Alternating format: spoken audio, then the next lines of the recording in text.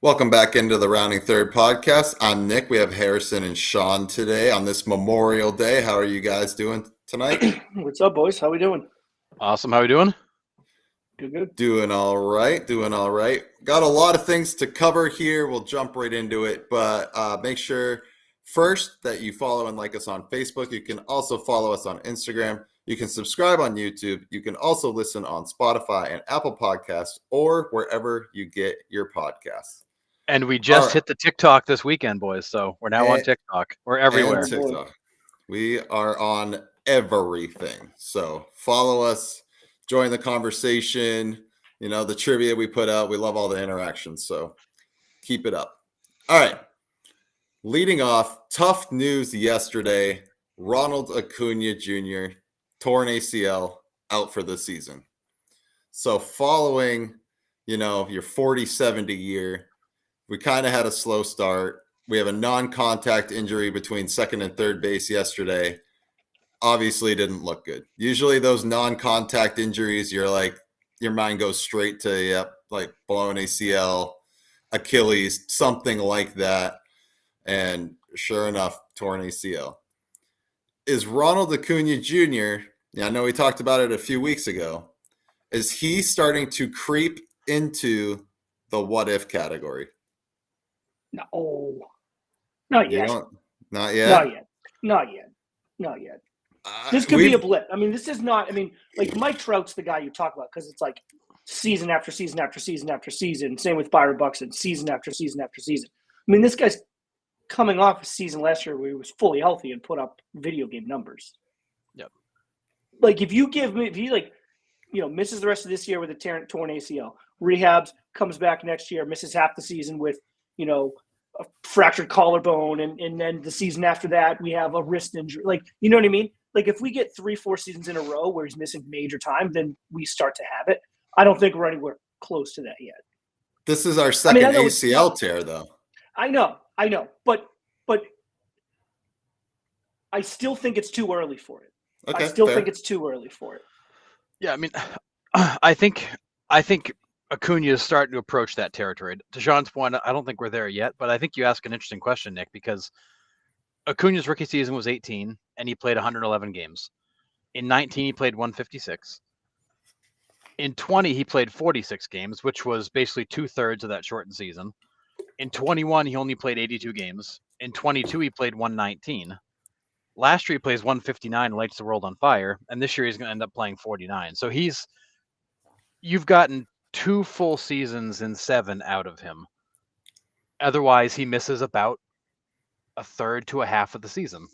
Yeah, well, I guess if it's that many, I guess I didn't realize until it was laid out all in front of me. I didn't realize it was that many out of the 7. I guess it's closer than I was saying then. Yeah, I think you're right. I was saying. I think you're right. It's not there yet, but I think he's starting to approach that territory because he's he's missing chunks that I don't think it's only 7 years in the league, so it's not as glaring as Trout has been doing this for at least that long. But like Acuna goes down in 21 and they win the World Series, and he missed half the season. But you kind of forget about that because they won the World Series and Freddie Freeman had a massive season before he left, and it's just I think he is approaching that territory where you've got to kind of wonder what would he look like if you actually got 145 games every season out of him. I will say this season his numbers were not great. I mean, he was hitting 250 when he went down. Power numbers were way down. RBIs way down. Stolen bases were still there, but I mean he was not anywhere near where he was last year. But when you see a guy with a non-contact knee injury, that's like the worst kind. Because that is like the knee just went. It didn't require it to be pushed at all. Like it just went. Yeah, it's tough. I mean, to answer your question, like what would we see with a full 162? We saw it last year. You get 40 and 70. You see video games. Yeah, he is approaching that what if category for me. Like it's a significant amount of time missed in 7 years, and it's too bad. Laid out in front of me more than I thought. Yeah, so let me dangle that carrot a little further. So 2019, his first full season that he actually played 156 games, 40 home runs, 37 stolen bases. 2023, 41 and 73. Everything else he's kind of been in the teens and 20s, but you look at his 2 sample set full seasons, he's a 40-40 guy on an annual basis. Yes. Yeah, absolutely. Yep. So a real tough injury, obviously, because it's tough for baseball fans to see one of the top players go down like that, and to see what he could have backed last season up with, the potential, and it's a shame with what Philadelphia is doing too. Like it just the morale wise in Atlanta, that's got to be tough. To think that this is a guy we're probably going to need if we want a chance to kind of catch them, stay with them, potentially pass them. You need your best players. So outside of like on the baseball field, just in the clubhouse, like that's got to suck morale wise for that team. Who they don't stink now. Let me. I'm not saying that, but right. Losing a guy like that for the rest of the year is tough. That's tough. Yeah, and the Braves weren't exactly lighting the world on fire either. I mean, they're 6 games back. They're 30-21, having a good season, but they wouldn't be leading most divisions in baseball right now. Actually, they wouldn't. Only division they'd be leading is the AL West, which isn't saying much. Like they're not playing to the level they should be, and losing him certainly won't help. They get Sean Murphy back, which is good news, but you don't replace Acuna. So now you got Acuna and Strider both down in what you thought was going to be a massive year for you, and the Phillies are running away with it right now. And two of the biggest weapons in your arsenal are not available. Yeah. That's tough for the year. It's not like they're for the year, back. right? Yeah, they're out, yeah, no, out. They are 100% not coming back. All right, let's jump to these umpire issues that are continuing. If you're watching, you can join us the discussion in the chat. All chat and discussion is welcome. So you guys are all you all can join us here. So 2 big umpire issues to discuss this week. We'll start with the first one where the umpire just randomly tosses anyone from the Marlins dugout. He can't put a face or a name to who he's throwing out. Just turns to the dugout, makes the throw out sign, and Schumacher comes out and goes, "Well, who are you throwing out? Who are you throwing out?" And he goes, "I don't know, pick a player." He goes, "Pick a player? Are you kidding me?" And I don't even know who ended up. Was it the bench coach that ended up taking the ejection? Yeah. Eventually, the crew chief came over and said, "No, it should be the bench coach." He was walking up there. He's got to go. But it was hilarious to watch these umpires. Literally Skip Schumacher, like you became an owl, just kept asking who, and they had no idea. They just kept pointing around the dugout. I don't know, whoever said something. Yeah, and the bench coach was like clapping, like, "Hey, let's just get the game moving. Like we're done. Like let's just." And then that's when the umpire made the ejection sign, and it was just like, what are we doing as umpires? Like, don't just be throwing people out willy-nilly here. This is out of control. Like, we have enough issues with the ABS and balls and strikes and all that stuff. We don't just need to be turned into a dugout and throwing out a random person on the team when you don't know who said it. What does the MLB do here? What they always do. I don't know. I don't know. I mean, to your question there, it says, has there been an increase, or are we just paying closer attention? I think a little bit of both. I think we're probably just paying closer attention. I think we just have such easier access to all of it. Like, okay.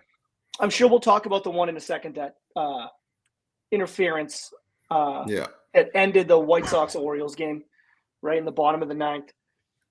Dude, I mean, that happened 4 minutes later. I mean, we were talking about it in our group chat because you go through any social media, whether it's Instagram, TikTok, Twitter, like whatever. I mean, it's there, and like you see it, and it's like it allows for like immediate discourse. And this is like new to the baseball world. This is not something that has been happening for a while. 5 years ago, if something like that happened, if you were not watching the game, you would have had to have seen it on like MLB TV, MLB Network, or something along those lines, where it probably would have taken days for you to see it. You would have had to see it through like the MLB account, which they wouldn't have been posting it everywhere because I don't think they're very proud of the way that game ended. So I think, has there been an increase? Probably a little bit, probably not as much as we think. but we just have such access to it. Like, it's crazy. I mean, dude, there's Twitter accounts that you follow, or that I follow. It's called The Ump Show. And, like, quite literally, the only posts and stuff on this account is just bad calls by the umpires. It runs nonstop. So just that's an example. Like, it's just so much easier to see the mistakes when they're made, and they're just so much more public, which I think probably adds to the umpires. If you think they're not feeling it, then you're crazy. Right. Like these guys are going into every game knowing that every single call they make, whether it's a ball strike call in the first inning, a check swing in the third, is going to get scrutinized. Completely, absolutely scrutinized. And they've kind of brought that on themselves as a group, the umpires. I mean, it's not like it's exactly been great for the past few years. But I definitely think they're feeling it, which is why I think some of these guys have such quick triggers when it comes to just tossing guys. Like, I'm not, you're out. I don't feel like talking about it. I'm done with it, which is a whole nother discussion. Whether or not we want to get involved in that, I don't know. But it's tough.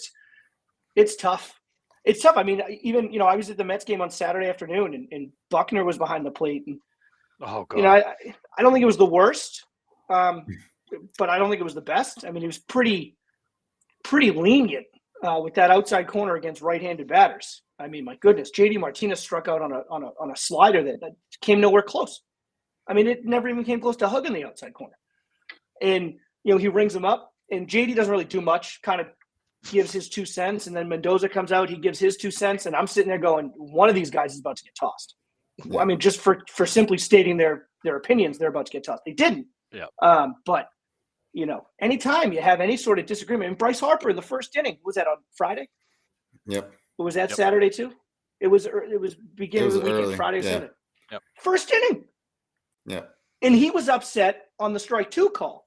So he was upset on the strike 2 call. He ends up striking out to end the inning, right? Players are coming off the field. He drops the helmet, as he's waiting for his glove and all that stuff. He's not barking at him. I'm sure he voices his displeasure. Hooked. First inning. Yeah. That's crazy. Unless he said the magic word, which I can't imagine he did, because looking at the clip, he didn't look all that animated. No. So for his league leading or current player leading 21st ejection, second place 6. So wow, Bryce, yeah. Well, I'll never forget Bryce Harper basically charging on the third baseline, Angel Hernandez on that check swing. So good. That was a classic. But at least he got his money's worth on the ejection on that one. Oh, he absolutely did. Like, at least you earned it. You get your money's worth. Yeah. Well, it's so, Bryce Harper gets tossed after saying a few things, and he wasn't really that animated. Aaron Judge, a week before that, gets thrown out for literally just saying like 4 words. You've got Aaron Boone getting thrown out for what a fan said. You got Skip Schumacher trying to figure out who they threw out on his bench. These umpires, they have a quick trigger. They want to throw somebody out.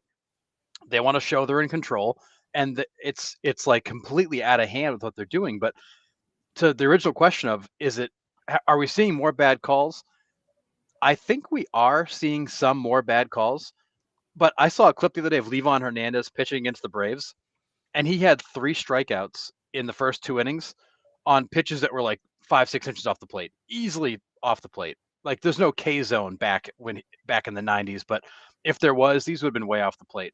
Like, there's always a level of, and we've always said it, we don't expect the umpires to be 100%. There's going to be a level of missing balls and strikes. My problem is, you can't question these guys. You can't ask a question. You can't talk to them. You just get thrown out. And they rather than having a conversation and trying to explain things or trying to even listen to the guys, they just give them the heave-ho too quick. So are we seeing more? Probably. But I think these umpires are also feeling a lot of pressure. And I will say, sadly enough, many of these umpires that we're having trouble with now, they sucked back in the 90s. Like, some of these guys were there in the mid to late 90s. They've been around that long. They weren't good then. They're not good now. Like, we're just continuing to take the same problems. And as these guys get older and more disgruntled and all this stuff, I think they care less, and they're not seeing pitches. I shared a video on the Facebook page the other day. An umpire missed 18 calls in a single game, 15 of them winning against the Giants. They were all breaking pitches. Almost all of them were breaking pitches, and some of them were never even over the plate. They started off the plate, finished off the plate. Like, these guys, I don't think can read some of these pitches, and because of that, they can't call them. So I don't know if it's an eye thing, if it's just the way the game moves, the way the pitches move, but there's clearly a disconnect in what these umpires are able to read and register and actually call. There's something that's not working. But having guys that have been umpires for 33 years isn't helping. Yeah, I agree. To go to your point, Sean, about like the scrutiny that they're under, I think that's got to be the reason for the quick triggers, right? They're feeling all this pressure. When they get off the field, they hear it. When they get on the field, they hear it. And when they're on the field, they can control what they hear. And by just turning to a dugout and giving the heave ho, like they're trying to control that. So, I mean, I definitely agree with that. But yeah, I agree with both of you. There has been an increase. We are paying closer to attention to it. You know, we had always talked about MLB not marketing their game and not having eyeballs on their game. And now all the eyeballs are on, and now they're like just all attacking the umpires now. I mean, it's tough, but unfortunately, it's the wrong kind of attention. It's attention, but it's the wrong kind. Right. All right. So let's get right into this interference call that ended the Orioles White Sox game. So we got first and second, 1 out, bottom of the ninth, and we get an infield fly. So the batter's automatically out. Gunnar comes in, makes contact with Andrew Vaughn. Not much contact, like a shoulder brush on the way in.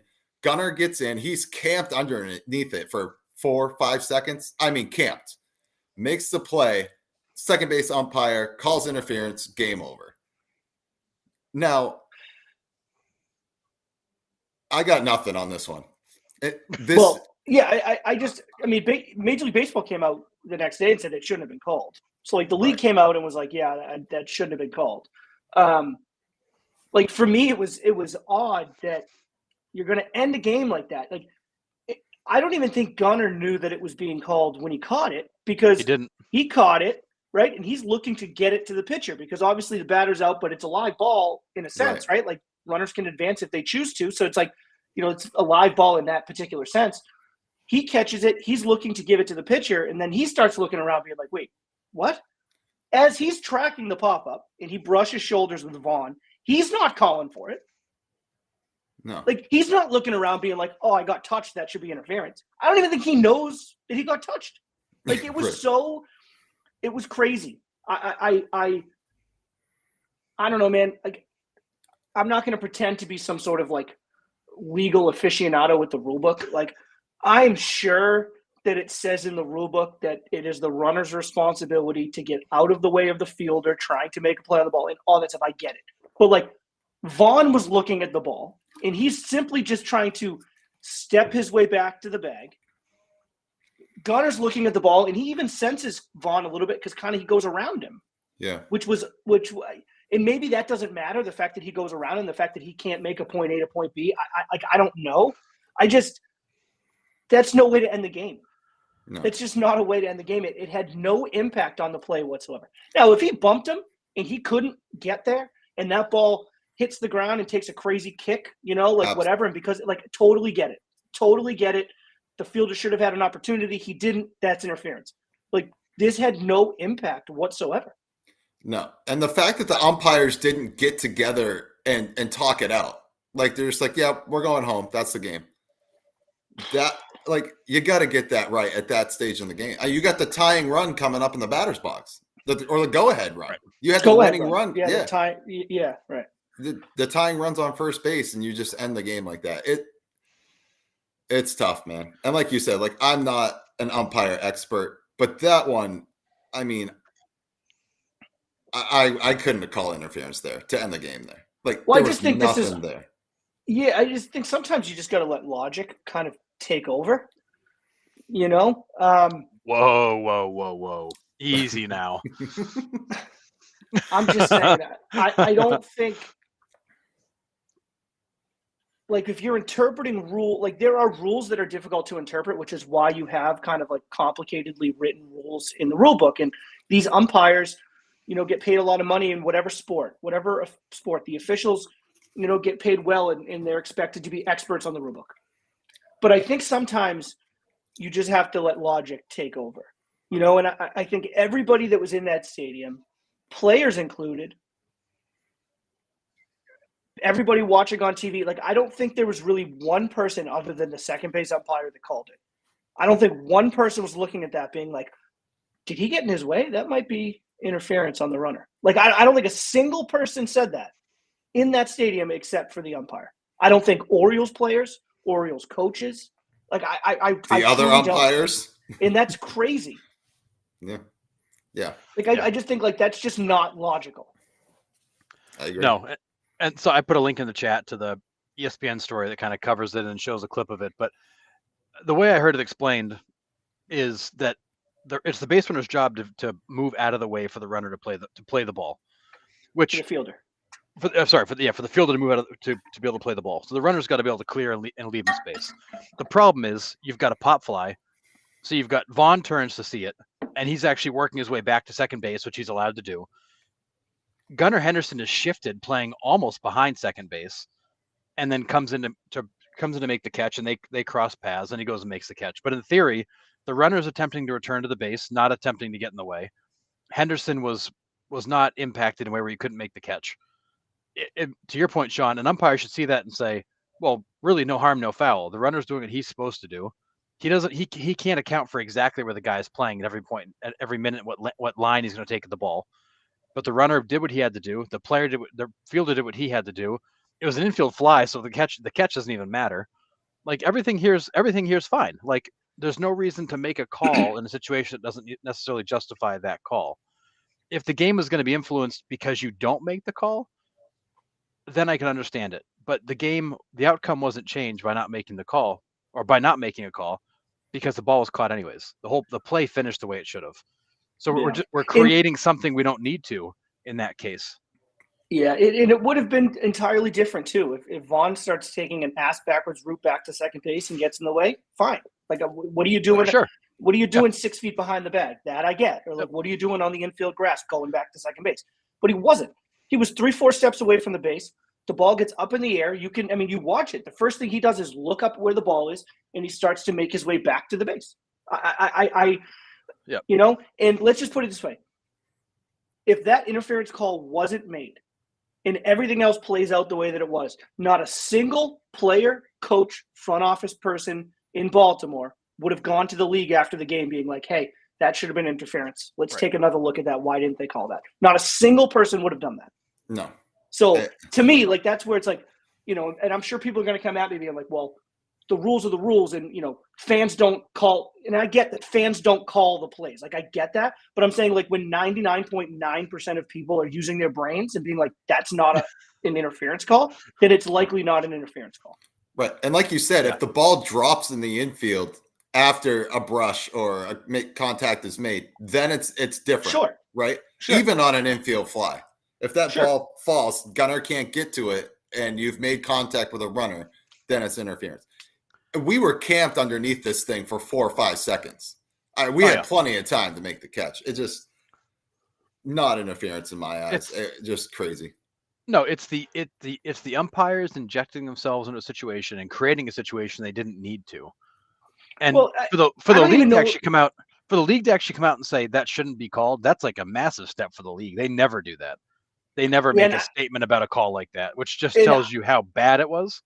Yeah, and I don't even know if there was any like malice on the part of the umpire. Like, I don't think that they're trying to inject themselves to be like, this is my game. Like, I'm going to make the call. But I think, like, you just add into what we talked about a few minutes ago. I think they're feeling such pressure and such scrutiny that they feel like every call they make has to be the right one. Because if they don't, so now they're kind of, their feathers are up and they're looking at like, okay, every play I have to make sure I call it absolutely perfect. So they're looking for things like this because in their heads, they're like, I don't want to get bashed. Umpires in general are just getting bashed for everything. Like, so they're looking, they're like, their antennas up. And it's like, we got to look for every little minor thing. It's like, dude, that's not what people care about. People just want you to be consistent behind the plate, right? They want you to be consistent when you're calling box or not box. Like, I mean, how many box have we seen this year? Like, what are we talking about? And then we see some that like, how do they not call that? Right? Like, that's the consistency that the fans are looking for. It's not these, like that play that they called that interference on. You're not going to see that for the rest of the year. No. A play like that is not going to happen for the rest of the year. No. Like, why are we so gung-ho on making that call when we can't even get like the basic consistency down? And that's kind of the frustrating part when you're watching these games. Yeah. 1,000% with you. But yeah, and the Orioles and White Sox ended a crazy way the next night with Colton Cowser robbing a home run to end the game off Tommy Pham. Yeah. Like, I mean, just a a great couple play. of crazy endings for that series. But since we're talking about the Orioles, just an interesting stat here before we move into the trivia segment of our show. The Orioles were swept by the Cardinals last week, and it's the first time Adley Rutschman has been swept since his career started. 106 series since the Orioles have been swept. It's probably been at least that long since the Cardinals have swept somebody too. Well, facts. Although the Reds, they took care of the Red Sox pretty well. But oh, yeah, that was bad. yeah, but I just thought that was like a crazy stat. 106 times that the Orioles have not been swept since Adley started with them. So that's impressive. To avoid that 3-game sweep that's a big deal. Yeah, absolutely. Well, and you look at the Orioles record during that time, and that's why they've been successful as they are. They don't let those 3-game skids happen. That's this, you know. All right, we're gonna move into our before and after part of the show here. So if you know some of these answers, you are more than welcome to throw them in the chat if you would like. So here we go. So 4-time World Series 3/4 arm delivery reliever, known for his time with the Yankees and Mariners, plus journeyman power hitter with 464 career home runs, mostly known for his time with Texas and Seattle.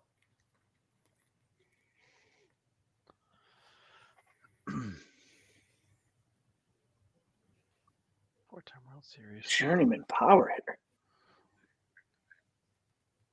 That's not Nelson Cruz, is it? Yes, it is.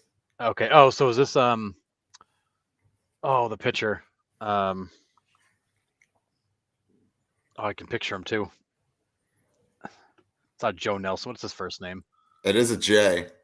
I know it. I can't think of what it is though. No idea. It's Jeff Nelson Cruz. Jeff Nelson. Oh, Jeff Nelson. Yeah, Jeff Nelson Cruz. All right, next one. Shortstop that played for 11 teams with an all-star appearance in 97 with the Cardinals, plus current left-handed starting pitcher that has the Dodgers' all-time strikeout record. So it's Clayton Kershaw, right? Yep. Is it Royce Clayton? Yeah, good. Royce Clayton Kershaw. Good one.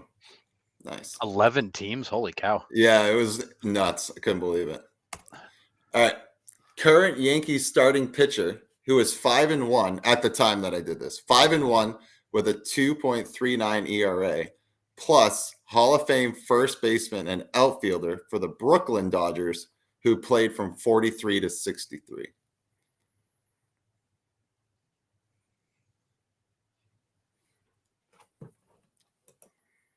So it's a righty starter for the Yankees. Righty starter. I think he was in their bullpen, but he kind of converted to. It's not Holmes. It's He's starting for them now? Yes. Oh, I can't think of his name. This is Luis Gil and Gil Hodges. All who I was thinking. All right, never mind. Okay, Luis Gil Hodges. All right, next one. Famously played one game in his entire career for the New York Giants in 1905 and was also a doctor, plus third-year right-handed starting pitcher for the Reds, who is currently 3-3.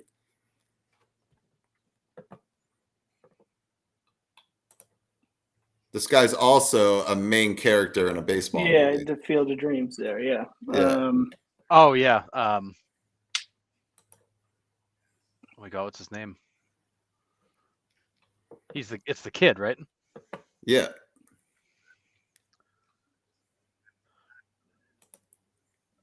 Is it Archibald? Is that what it was? No. It's Moonlight. Oh, Moonlight Graham. Uh-huh. And then who's the second? Ashcraft. Graham Ashcraft. Yeah, Graham Ashcraft. Yeah, Moonlight Graham Ashcraft. Good. That's right. Yeah. All right. Next one. Hall of Fame third baseman for the Kansas City Royals, plus current third baseman for the New York Mets. There you go, Sean. George Brett Beatty. Yes, George Brett Beatty. That's a pretty good one. layup. Yeah, it's a nice. Get it back on track. A nice, easy one there for you. All right. Next one. Outfielder mostly known for his time as a St. Louis Cardinal from 2010 to 2017, plus former right fielder for the Mariners that shared an outfield with Junior. So is the right fielder Jay Buhner? Yep. Oh, John Jay. Yeah, good. Oh, yeah, John Yeah. Jay. Yep. Yeah. John J. Buhner. Good job. Good pull. Nice Good pull one. on that one. Yeah. The guys work together as a team and get him. It's awesome. Yeah, it was good. All right. Former three-time All-Star first baseman who was mostly known for his time in Cincinnati and ended his career in Boston, plus left-handed starting pitcher from 2001 to 2009 who played for the Red Sox, Rays, Tigers, and Mets.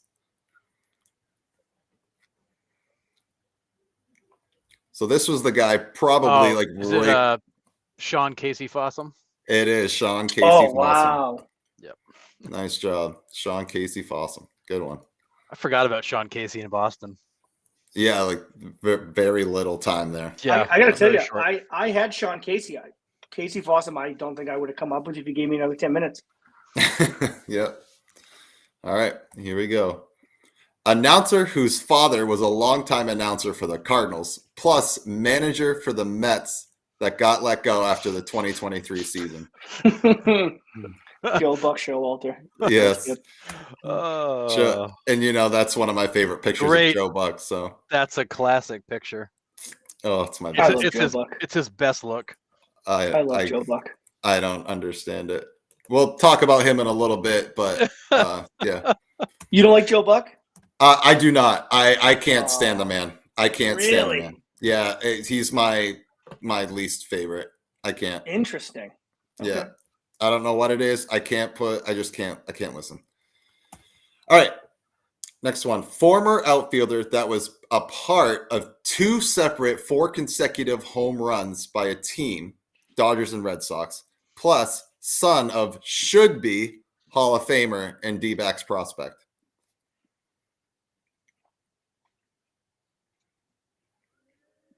So JD Drew. Yep.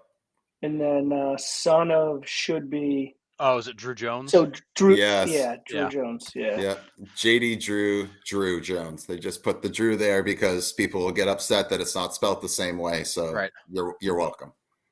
All right. Next one. Hall of Fame pitcher with 8 All-Star appearances, 1 Cy Young Award for the A's and Yankees, plus current right-handed starting pitcher for the Houston Astros, who is 1-4 to start the year. Yikes. A's and Yankees like 70s, 80s? Yeah, he's got a very distinct first name. Is this Catfish? Yep. Yeah, Catfish Hunter. And then this guy got lit up by the Royals in 9 runs in 2/3 of an inning? Yeah, it was really, really bad. Oh, God, what's his last name? It's a color. Oh, Hunter Green. Oh, Hunter Green, yep. No, not Hunter Green. No? Oh, no, wrong. Cincinnati, Jesus. Yeah, wrong team. Yeah, wrong team. I jumped right in with you, so. He's Cincinnati. I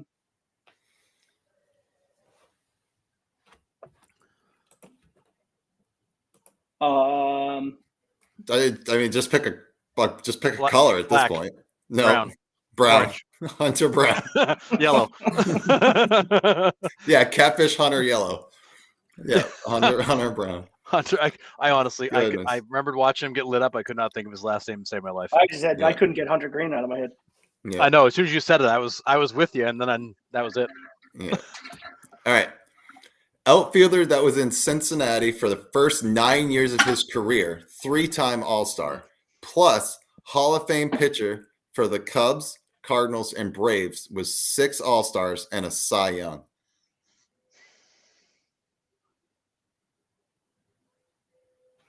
So we had Lee Smith last week. this is the Mhm. other guy that was also like during that time that was really, really good reliever. For the Cubs. It was mostly Cubs and Cardinals that people remember him. Him and Lee Oh, is it- Smith pretty much swapped spots in Is their it Rod career. Beck? Not Rod Beck. Oh, it's not. He's too soon.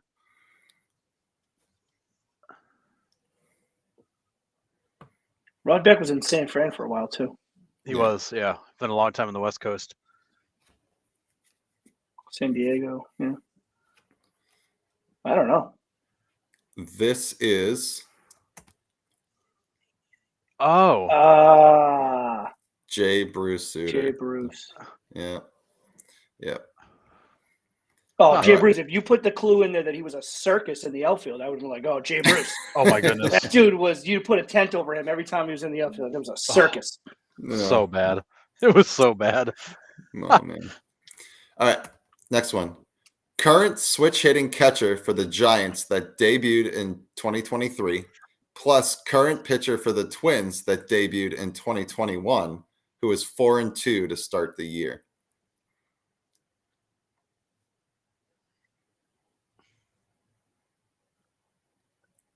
Oh, goodness gracious. This is a tough one. Yeah. Current pitcher for the Twins.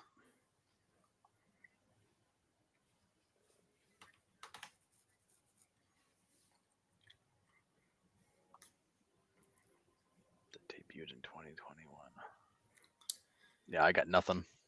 The Giants catcher's first name is Patrick. Yeah, and of course, when I went Saturday, it was Kurt Casale behind the plate. Well, naturally. So I was like thinking back, and I was like, I just saw the Giants play. Nope, not this guy. Yep. This is Patrick Bailey Ober. Oh, Patrick yeah. Bailey. I can honestly say I've watched like 0 innings of the Giants this year. They're just not compelling to watch. Yeah. I think the only one I watched was Blake Snell's first start against Jordan Montgomery, and that was it. Oh, yeah. Or anytime they play the Diamondbacks. So I've seen a few games, but Yep. All right. Bailey Ober's only been in the league a couple of years. Yeah. I feel like that name's been around for a lot longer than 2-3 years. I think so. I thought so too. I feel like he's been around for a while. Not that I would have got it. I'm surprised. Oh, no. He was 2021. Yeah. No, I mean honestly, naming a Twins pitcher right now is hard enough. Yeah. True. All right. Next one. Former outfielder and third baseman from 2007 to 2020, only playing for the Royals, plus former utility infielder known for his time with the White Sox from 2009 to 15. So it's Alex Gordon, right? Yep. So, and then Gordon, God, I can picture the guy's face. Yeah, it's not Beckham. What was it? It is Beckham. Yeah, it is Oh, it's Beckham. Okay. Yeah. Alex Gordon Beckham. Good. I always wished Alex Gordon would have signed somewhere else after the World Series. Seen him finish his career. Yeah. Gordon Beckham too, if I'm not mistaken, was he pretty high draft? Let me look. He was a pretty high draft pick, wasn't he? I don't remember. I feel like he was at a minimum. He was a top I prospect feel like for a while. I feel like he had like such high hopes. Yeah. Let's see. Yeah, Yeah, 8th overall. Yeah. Wow. 8th overall. Damn. Another miss by the White Sox. Shocker. Yeah, he played where did he play? He played in the SEC. Was it Georgia? He played at SEC somewhere. Hold on, let me find it. Yeah, I remember him being a pretty high Yeah, prospect. University of Georgia. University of Georgia. Yeah. Wow. Holy moly. Crushing it right now, Sean. All right. I know. The things that are not relevant to these. I know that. I know the things that aren't relevant to these. My questions. brain is full of all the stuff that doesn't matter. Yeah. Yep. Facts. All right. Next one. Center fielder that debuted with the Nationals in 2014 and is currently playing for the Pirates. Plus, former catcher that played from 2008 to 2015 with Rangers, Orioles, Mets, and Cubs.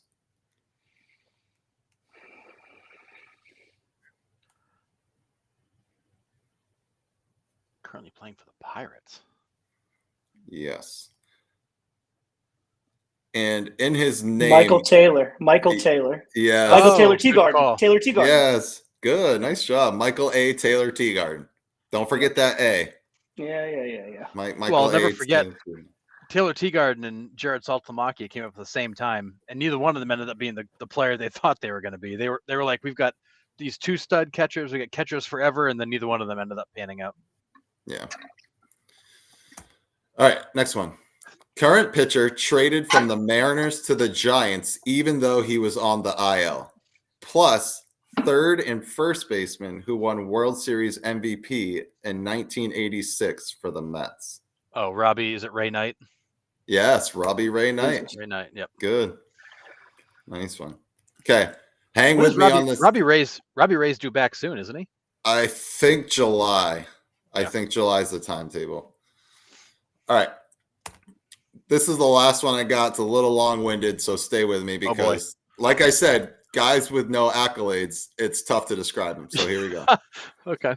3-time Gold Glove center fielder from 95 to 2011 for the White Sox, Reds, Mariners, Mets, Padres, Brewers, Red Sox, Marlins, in that order. Wow. Plus, journeyman center fielder from 07 to 21 for Tigers, Marlins, Padres, Braves, Angels, Astros, where he went to the World Series with them, Mariners, Yankees, Cubs, and Mets. Is it Mike Cameron Maben? It is Mike Cameron Maben. Nice job. Nice. Crushed it. All right. I thought that was going to be a tough one. At first, I thought the second one was going to be Carlos Beltran. I'm like, nope, that's too many teams. Yeah. Nice. Good work. All right. Now I got some trivia questions for you before we head home. Ooh. So here we go. All right. Let's do it. Name the top 3 hitters with the most golden sombreros in their career. Kyle Schwarber. Are they current? The top 3 current hitters or all time? One is current, just took over the lead this week. That's why it prompted me. Schwarber? No. Not Schwarber. Boy. Stanton? Stanton's number 1. Oh, yeah. That's why I saw that. With 28. That's it? That's a lot. 28 golden sombreros, dude. That's insane. Dude, that guy strikes out so much. I just would have thought it'd be more. Yeah. And you said the other 2 are retired? Yes. Recently retired? Yeah, fairly recently, yeah. Adam Dunn. Nope, just missed it. Good call. Just missed the top 3. He's in the top 5, but he's not top 3. Not top 3. Good call with Adam Dunn. What about he was with the Twins, Joey Gallo? Nope. I think he was still the other playing. one in the top 5, but He's still playing too. Oh, that's right. He's still playing. So we got. What's the number? So Stanton's at 28. The second place is it's 27. 28, 27, 26, I believe. Power hitting first baseman for the Phillies. Ryan Howard. Ryan Howard. Oh. And then epic fall off. Epic fall off. Chris Davis. Yeah. Oh, good call with Chris Davis. Yeah, good call. Yep. 28, 27, and 26. Chris Davis, I think 26 is Chris Davis is the most kind of surprising one because at least Stanton and Howard played for a while. Right. Like Chris Davis didn't have nearly the length of career that the other 2 had, and he was still up there at 26. That's nuts. Yeah. All in that last season that he fell off. Pretty much. That 0 for 51 stretch. I would love to understand what happened to him. Like, I'd love for them to like do a 30 for 30 on Chris Davis and just what happened to him. I've no idea. It's how, crazy. How do you go from where he was to where he ended up that fast? Like insane. It's like Delonte West, like free fall, like that bad. Yeah. Crazy. All right. He was banging LeBron's mom too? Yes, for sure. Wow. All right, next one.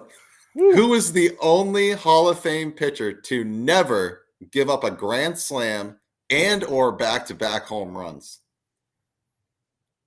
Oh, wow. Wait, why and or? Because I'm sure there might be another pitcher that gave up back-to-back home runs that never gave back-to-back home runs. But this pitcher did both. He never gave up a grand slam and never gave up back-to-back home runs. Oh, okay. Okay. So, okay. All right. Okay. Yeah. Does that make sense? It does, yeah. Okay. So this pitcher has never given up either. Either. Right. Right. Okay. Wow. What era? 80s. Oh. 70s, 80s. Very well-known pitcher for this team.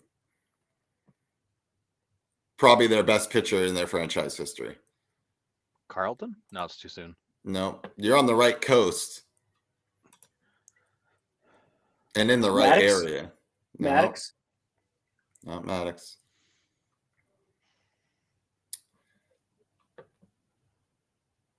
Think around like the Philly area. Name some teams around there. It's like Yankees, Mets, A little bit south. Baltimore. Orioles. Baltimore. We got Jim Palmer in the chat. Jim Palmer. That is correct. Nice. Well done. Well done. Nice work. Yeah, Jim Palmer for sure. Well done. I would never have guessed Nice. Palmer because I always thought he gave up a lot of long balls. Yep. Crazy. Yeah. well Jim. done with Jim Palmer. Yeah, Yeah, nice good job. Yeah, call. Jim Palmer is Well your done. guess, and you are correct. So nice job. All right, next one, two-parter. Where was the first night game ever played in Major League Baseball history, and who was the last team to finally get night games, not including the expansion teams in the 90s?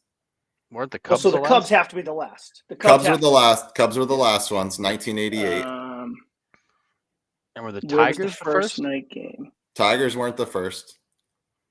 Brooklyn Dodgers? Nope. Good guess. Hmm. Think historic fields with historic franchises. Red Sox? No, Fenway? Dodgers. No. not Dodgers. I said Dodgers. Yeah, Oh, not Red yeah. Sox. Yankees? No. First Major League Baseball franchise. Oh, Cincinnati? Cincinnati. Do you know the name of the field? No. Wasn't it like Crosley or something? It stupid? was. Nice Yeah, thank job. Crosley Field, 1935, and then Wrigley Field, 1988. Yep. Nice. 1935. Wow. Yep. Okay. Last one I got. In the Nolan Ryan's famous bloody lip picture, where he got the comebacker off the lip, who was the batter? Wasn't it Bo Jackson? It was Bo Jackson. Wow. Nice job, Harrison.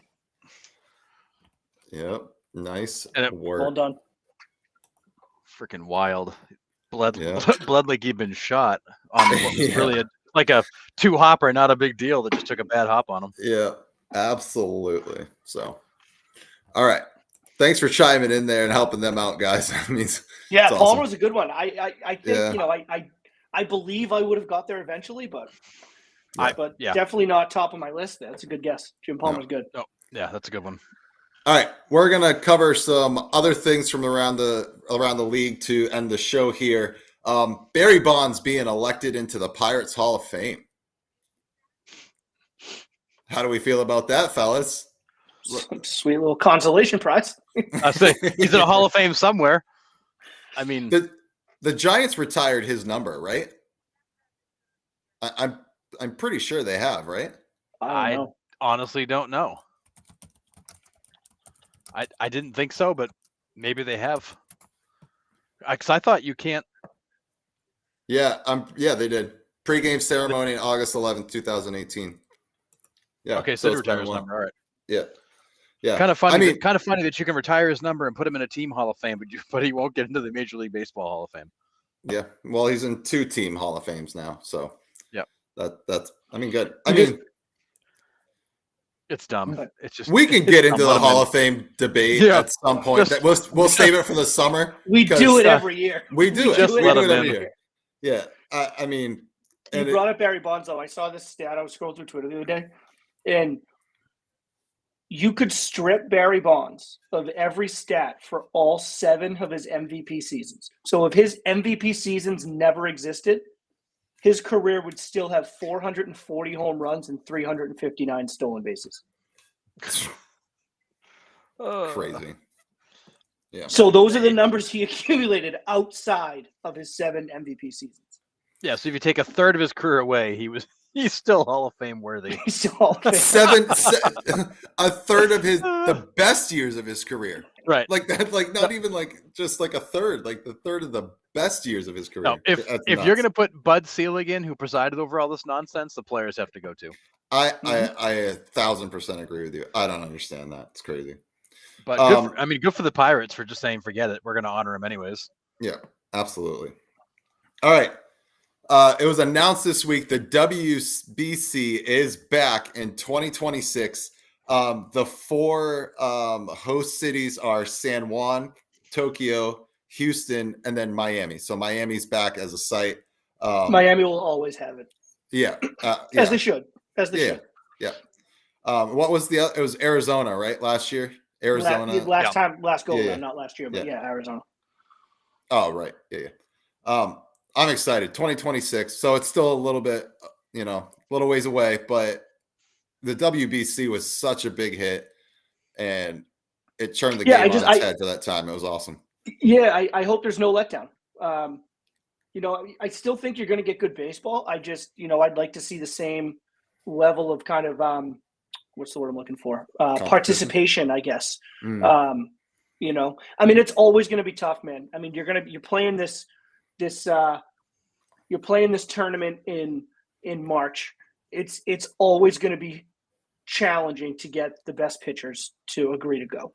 It's just, that's what it is. I mean, these guys have their regiments they go through. They ramp themselves up very strategically to get to spring training and then through spring training. Most of these guys aren't going to be signing up to add extra stress pitches in March. Right. So, I guess personally, I just have to temper my expectations for that. But I hope we get the same level of participation from these position players. That was awesome last go around. Yeah, that was awesome. You had teams like Italy and Israel kind of showing out a little bit that no one really expected much from. Dominican Republic was but the Dominican Republic was completely disappointing. Yeah. Mexico, I mean, we talked going in, we were like, Mexico's going to score runs, but they actually pitched pretty well in the tournament as well. And who would have thought the Great Britain uniforms were just a preview of what Major League Baseball was getting? Yeah, you have that too. Yeah. So I hope the next go around is kind of right off the heels of that. Yeah, that Czech Republic team still is one of the best stories, I think, for that WBC. It's like a whole bunch of dads that play men's league, get an invite to the WBC and just go play against the best players in the world. It's just nuts to me. It's so cool. And I love the intro video they did where this guy's he's in sales, that guy's in IT, that guy's like a doctor. It's like these plumber, are just right? regular guys that showed up to a tryout and are playing for their country. How cool is that? Dude, it's the coolest thing ever, dude. But all right. So the last thing I have was Joe Buck and Chip Carey were set to announce the Cubs-Cardinals game for historical purposes, which I totally get, right? I mean, Joe Buck's dad, Jack Buck, and then Harry Carey, 2 very well-known announcers for the Cardinals. Icons. Right, absolutely. Yeah, icons. They were for the Cardinals for years. Harry Carey went to the Cubs.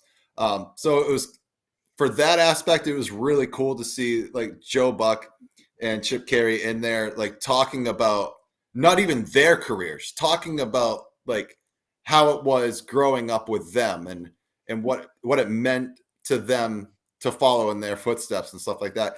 That aspect was really cool. And then the game got rained out. So the baseball gods shined their love upon us and we didn't have to hear them announce a baseball game. Just got the historical story. And then that was that. Game's rained out. Thanks for coming. It was pouring. Did you see the video of it was Stadium? Yeah, it looked like a waterfall. Flowing. Oh my God, it looked horrible. Yeah. It was bad. Pouring. Yeah. So, I mean, I love the historical purpose and what they tried to do. But yeah, thank God I just didn't have to watch that game on mute. So, what's your issue with Joe Buck? Can we get into this for a second? I can't put a finger on it. He's just annoying to me. He's just one of those voices that I just can't listen to and he's everywhere. I think it's almost like Ryan Seacrest to me. Like he's like our generation's Casey Kasem, and I hate that.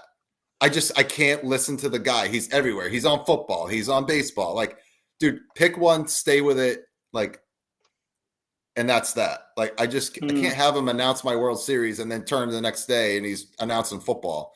Like, everywhere. I don't know. See, to me, that'll always be Jim Nantz for me. Okay, fair. You know, like Jim. I mean, he does CBS football, and then he does. You know, he retired from this year but like March. He was doing March Madness. Now he does all the golf. It's like, my God, man. Yeah, and but I don't know. I never got the same sense from Joe Buck. I always thought Joe Buck was just like, I don't know. I mean, he is everywhere. I'll give you that. But Joe Buck to me was always like, I could see myself like running into Joe Buck and just like sit down, have a couple beers, just tell stories. Like he just seems like a cool guy. Yeah. Like he seems like a guy that would like give you the time of day, and like you're just chatting with Joe Buck and he just happens to be Joe Buck. Like I don't get like I get Jim Nantz would like, you know, turn his nose up at you. I don't know that. That's not fair for me to say. But that's the sense I get from Jim Nantz. Joe Buck just to me, I just think he's really like a down to earth cool guy. And I would hang out with Joe Buck. Yeah, I mean, I think I would too, to be honest. But I just think for me, it's just like seeing him everywhere and hearing him everywhere. I just get tired of it. Like, give me some variety. I think if I have to put my thumb on it, that would be the reason. But fair enough. I don't know. And it might have go back to my days with like Tim McCarver. Like when they were doing, it was tough. Like as the Leafs change in New England, so does the score. Thanks, Timmy. Like, yeah, but that's I not mean, Joe like, Buck's no, but it was just like guilty by association. Like, I know it's not Joe Buck's fault, but like, it's just like they were the masters. Yeah, they were the masters of stating the obvious and making these bizarre like analogies and comments that just made you go, "What?"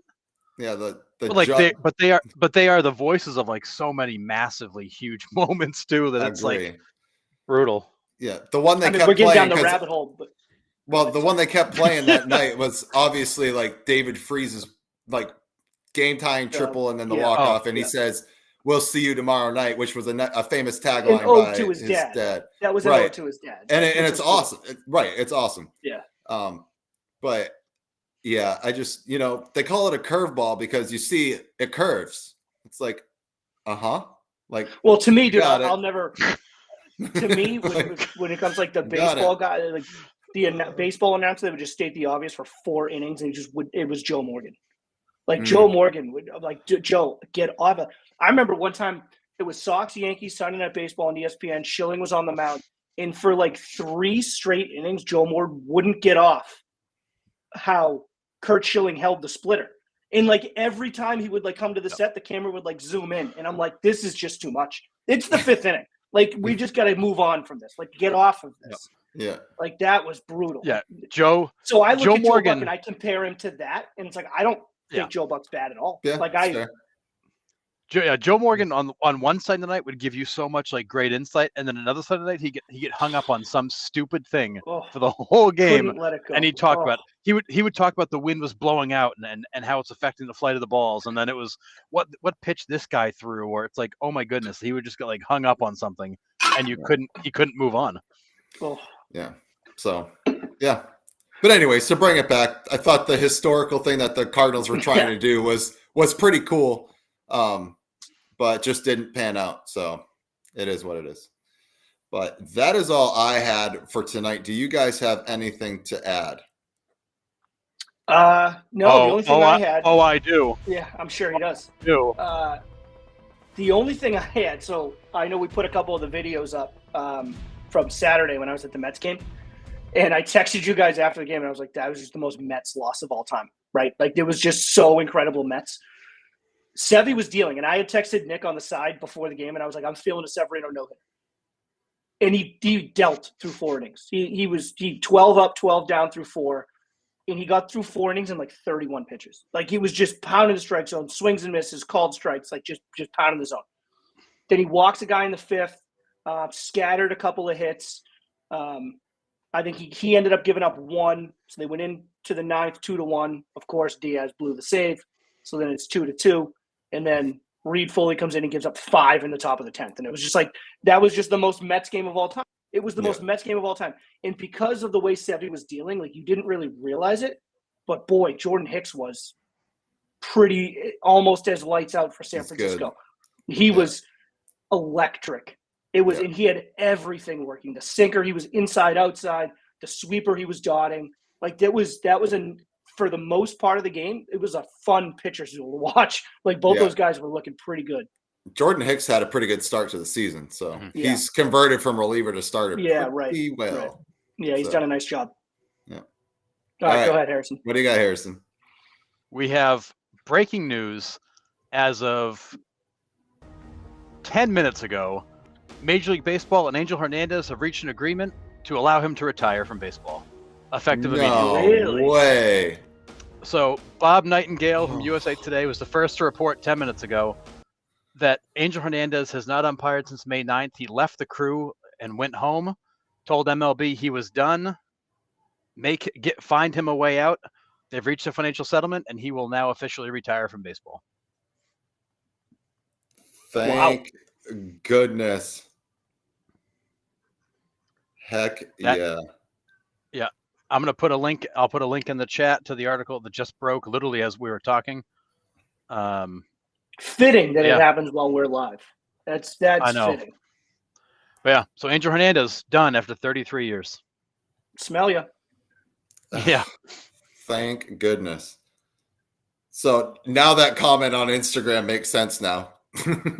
What comment? A guy said like something like, I can't remember. I'll tell you after the show when I look it up, but it was ridiculous. Yeah. we got comments coming in. Finally, they should throw a parade. Right. So on a positive note, a great way to end the show tonight, talking about the fact that Angel Hernandez is on his way out of baseball. Amen. For a guy who is very much liked by his peers and respected by most of the baseball community, he is a horrendous umpire, and it was time to move on. Yeah. And that's good because there are some great minor league umpires that deserve a shot. And I think this might not be the last one that MLB tries to work something out with. This might be their way of trying to get some of the quote unquote old guys out. You know, like, hey, let's reach a settlement. Like, thank you for your years of service, but it's time.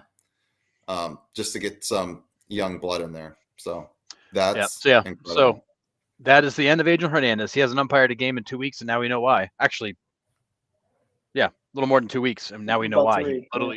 He left. He just left the crew. They replaced him with Jacob Metz, and we've not seen him since or heard from him, and that's why. So goodbye, Angel Hernandez. Thanks for the memories. Whatever happened to that female umpire that was supposed to be the first alternate? Has she made her way up yet? No, she's still in the minors. It looks like they replaced Angel Hernandez with a more senior or more tenured minor league ump. So it looks like she's in the replacement pool. It sounds like they can select from that pool who kind of fits the crew. Gotcha. So because at the beginning of the year, more senior. Gotcha. I thought at the beginning of the year, like when they put her in the replacement pool, like she was the first one up when an umpire went down. That's what I thought the story came across as, but I guess that's how they described it, is that she was one of the top choices to get pulled up. It looks like she was not necessarily the top choice. Gotcha. But maybe if they can get another umpire or two to go, she'll find her way up. Yeah. Man, that's incredible. Two other items real quick. Major League Baseball was honored actually today as the League of the Year for all the work they did with the WBC in 2023, the rule changes, the attendance increases, the revenue increases, blah, blah, blah. They got honored as the League of the Year. Who votes on that? It's part of the, it looks like it's part of the sports. What's the group? Don't tell the small media markets that are losing their TV deals. Yeah, right. So it's the Sports Business Journal Awards, but it's a lot of media companies that get together and put this on. So, gotcha. For whatever reason. And lastly, the Anaheim Angels of Los Angeles, of Southern California, of the West Coast, are dangerously close to trending at setting an all-time record for the lowest home winning percentage in a season. They are currently 6-19, which is a winning percentage of 240. Worst all time was the St. Louis Browns back in 1939. They were a .234 winning percentage at 18-59. The Angels are horrendous at home and are now at risk of potentially getting close to or setting that record. Did you guys see the comment? Did you guys see the comment? As an Angels fan, this is regular. Yeah. This is not news. This is not love news. It. I love it. I love that comedian clip where he's like, they have the worst name in sports because the Los Angeles Angels is literally the Angels. Right. Yeah. like it's so funny. I like never Los Angeles Angels of Anaheim of California of the West Coast. It's a shame. But yeah, so they are actually pacing at near the record for the worst home winning percentage all time. Yeah. And honestly, like, I mean, as an Angels fan, you're more than welcome to chime in here, but are they one of the most disappointing franchises in MLB? Just with what they've had, the lack of winning, like, are they the biggest disappointment? I mean, I would love an Angels fan opinion, but if you told me that you're going to have potentially one of the best players of all time as in your organization from the first minute of his career, and you're going to make the playoffs once, it should be criminal that's all they've done with Mike Trout. It should be criminal. Yeah, well, I mean, we talked about it to start the show, so it's kind of full circle here. It's not exactly like Trout's on the field every day. You know, I mean, there's been he was, but lately, I mean, there's bad contracts, right? I mean, there's been bad contracts that have come out. They've had prospects that haven't been able to come up and be the everyday kind of lightning rods that they're supposed to be. I mean, it's an organization-wide, I would say, failure, if we want to call it that. But yeah, I mean, I guess we can turn to say something nice about the Angels. They're 500 on the road, 14-14 on the road. So say something nice about the Angels. They're a decent road team. And the AL West stinks. Everyone's still in it. Everyone's still in it. Like it's crazy. Well, and what's amazing is the first 8 years of Trout's career, he averaged 147 games a year. Like you got like early in the last full season he had was when he won the last MVP, 2019. Right.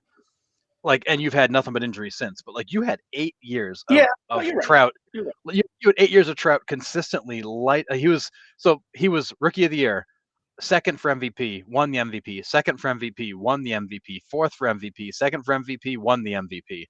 Oh, and you went to the playoffs once in that whole stretch. Oh yeah, dude. Like the beginning, the first 6 or 7 years of his career, the conversation in April was who's going to come in second for the MVP. Like that was the conversation because Trout was going to win it. Yeah. Oh, it's just, I feel it's criminal that you had that. You had 8 years of that and you did nothing with it. Yeah. A shame. Nothing. Anything else, fellas? I feel like we need to take a moment to really appreciate the fact that Angel Hernandez is gone. And honestly, what are we going to talk about now? CB Buckner. It's fine. It's fine. Don't overthink it. We'll find plenty of other things. Don't worry about it. Angel Hernandez didn't call that interference. There's plenty of stuff for us to talk about. Yeah. Don't worry. Facts. I do have one more thing. Birmingham Southern, the D3 school that we talked about last week that doesn't have a college anymore on May 31st, made the College World Series for D3. So they are still playing. Their first game is on May 31st when the college shuts down. So they could literally win a national championship for a school that no longer exists. Yeah. So who gets the trophy? Yeah. Interesting. Yeah. If I'm the coach, I just like disappear with it. Yeah. Right. At this point now, like cool. I'm pulling for them. Like I hope they do win it because that would be awesome. Yeah, it's really cool. And did you see that? I posted a video about it earlier, but Adam LaRoche's son, Drake LaRoche, is their top pitcher. Yeah. Who he retired because they wouldn't let him in the clubhouse. In the clubhouse, correct. Yeah. Yeah, it's it's so funny, like all these little connections. But I Yeah. am pulling for these guys to win now because it would just be awesome for them to win with the Yeah. school going away. Yeah, it's pretty cool. So, all right. Anything else this week, fellas? Yeah, just sad about Bill Walton. Bill Walton died today. Yeah, that's a Yeah. tough one. That's Yeah. a tough one. And I know this is a baseball podcast, but anybody that's ever watched sports, Bill Walton was the man. I mean, that guy was just, dude, I don't care. I would watch the lowly Sacramento Kings play against the horrible Golden State Warriors if Bill Walton was calling the game. Like, it didn't matter. That guy was hilarious to listen to. And I guess he had cancer, so I don't know how shocking it is. Not to say, I mean, it's still sad, but yeah, died today. So Yeah. R.I.P. and peace to Bill Walton. That's right. Yeah, he was a great commentator. He was a little quirky, but he had an amazing sense of humor. So and what? We're all a little quirky. he was Yeah, just sure. fun to listen to. And I'm not a basketball fan either, but like I used to enjoy listening to him. And I used to love listening to him like after games or just on ESPN, like talk He was about what he great. was seeing. Like he was Yeah. great to listen to. It was wonderful. I just saw a video of him explaining how he got the 80s Celtics into a Grateful Dead concert without any of that. stories. It's so good. One of the great stories. He's like, we can't let the public know that we're here, but It's like, let's dude, you're all hide 'em." 6'9". Like, everyone knows who you are, dude. Yeah, Everyone there's knows who you are. no hiding those guys. Yeah. You Bill think Stern you is the think third they one just of the don't know when like Robert Parrish is in the stands? I mean, that guy is huge. Yeah, right. Yeah. He took up a whole row. Yeah. Oh, he was wonderful, man. That was So cool. he was great. Yeah, I think I saw they're showing the stats today. He was like 84-6 in his 3 years at UCLA or something ridiculous. Like, just so disgusting, dude. holy cow! Disgusting. You know. And my dad, it was a little bit before my time, but the '86 Celtics that went on to win the NBA title. I mean, what a big part of that team he was coming off the bench, and you know, so he was great. Yeah. Yep. It's awesome. All right. Well, we're going to wrap it up. Thank you all for chiming in and adding to the show. It's always fun when we get the interactions in the comments. So thank you for chiming in. I hope you enjoyed the show. But before you go, please make sure you like and follow us on Facebook. You can also follow us on Instagram. Now we're on TikTok. You can find us there. I lost track. You can subscribe on YouTube. You can also listen on Spotify and Apple Podcasts, wherever you get your podcasts. We're everywhere. Look for us anywhere. Yeah, we're on all platforms, so you can follow us anywhere. Love the interaction, so keep it up. And we will be back on next Monday at 8